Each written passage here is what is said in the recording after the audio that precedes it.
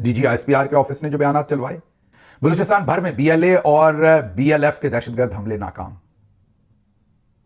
مجھے پتا ہے میں خاموش رہا ہوں زیادہ دیر کے لیے، لیکن کیا کہوں میں اس بے حسی پر، اس بے شرمی کے اوپر میں کیا کہوں.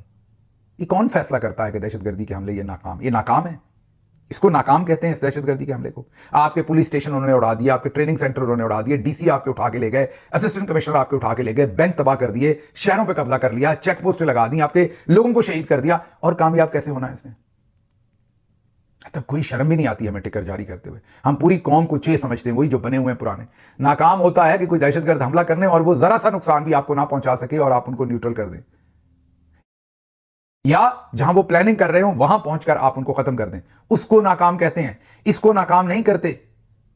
اس کو ناکام کہتے ہیں جو آج وہ بشیر، جو ابھی ہم نے آپ کو بتایا، جو 125 کے اوپر پھر رہا ہے، پورے بلوچستان کے اندر ویڈیو اپنی جاری کر رہا ہے اور بتا رہا ہے کہ میں نے یہاں آپریشن کیا اور یہاں آپریشن کیا اور یہ کیا. اس کو ناکام کہتے ہیں.